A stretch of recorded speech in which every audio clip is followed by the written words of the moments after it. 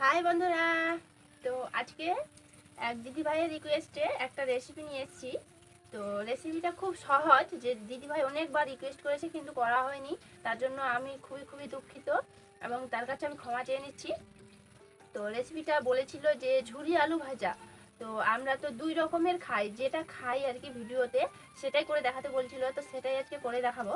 তো আমি 3টে আলু নিয়েছি, তার দেখাচ্ছি তোমাদেরকে আমি কিভাবে রান্না করি। এই আলুটার উপরে চোকাটা এখন আমি ছাড়িয়ে নিব।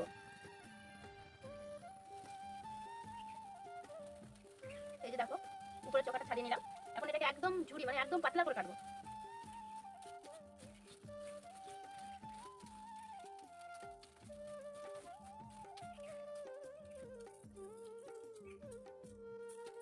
এই যে দেখো, এই যে এখানে জল আছে, এখানে রেখে দিই, ধুয়ে নেব। এইভাবে 3টে আলু আমি কেটে নেব। আমাদের ফ্যামিলিতে তোমরা যতজন আছো সেরকম ভাবেই কাটবা। এটা যে আছে, এটাকে এখন রান্না করব। এটাকে লবণ আর হলুদ দিয়ে এটাকে ভালো করে মেখে নেব এখন।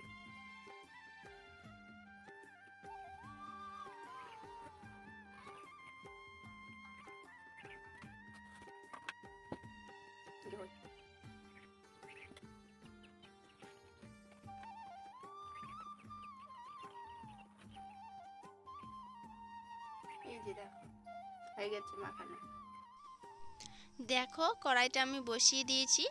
আমার কাছে মাটির কড়াই আছে। তেলটাও দিয়ে দিয়েছি, তেলটা গরম হয়ে গেছে। এখন আলুটা ছেড়ে দিলাম।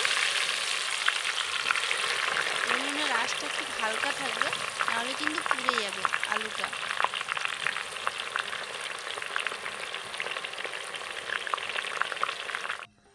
এই যে দেখো আমার ভাজা কমপ্লিট হয়ে গেছে, একদম লাল লাল হয়েছে, মুচমুচে।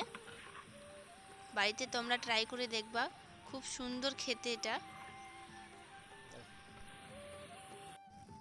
দেখো এই বাকি আলুটা যেটা কেটে রাখছিলাম, দুই রকমের কাটানো আছে, একটা ঝুরি ঝুরি আর একটা গোল গোল চাকা চাকা করানো।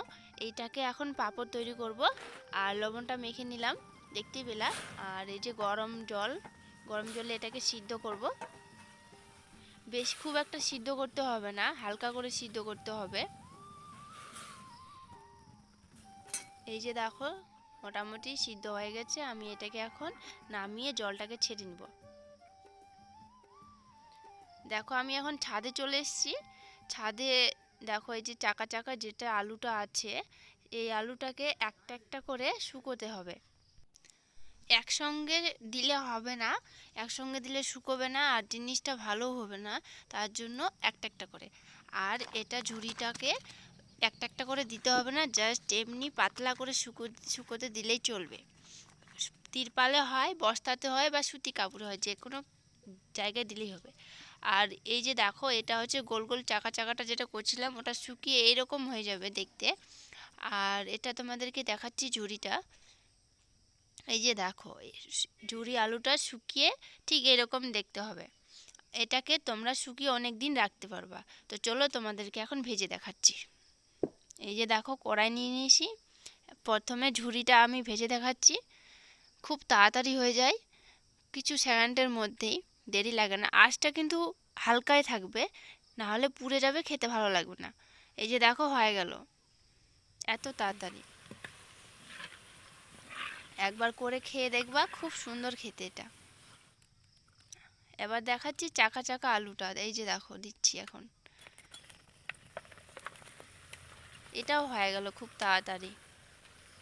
একই খেতে, একই লাগে, কিন্তু মানে ডিজাইনটা একটু আলাদা আলাদা, এটাই। এই যে দেখো আমার 3 রকমের রেসিপিটা কমপ্লিট হয়ে গেল। এই যে দেখো, বাপ ছেলে মিলে খেতে ধরেছে। কোনটা বেশি টেস্ট বলো তো? কোনটা টেস্ট? হ্যাঁ কোনটা টেস্ট? সব সব টেস্ট। কেমন লাগছে? খুব সুন্দর।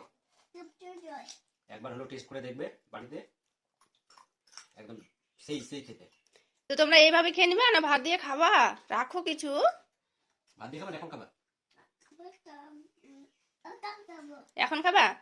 ফোনে খেয়ে নেবে। ঠিক আছে, খাও। এই যে দেখো, এটা ঝুরি আলু পাবো বলে কাঁচা, এটা কাঁচা। আর এই যে এই সাদাটা দেখতে পাচ্ছ যে এটা হচ্ছে ভাজা। ভাজা বলতে মানে সিদ্ধ ইয়ে, করে শুকিয়ে শুকিয়ে। আর এটাও এইভাবে কেটে সিদ্ধ করে শুকিয়ে। আর এই যে হলুদ টাইপের দেখতে পাচ্ছ এটা কাঁচা।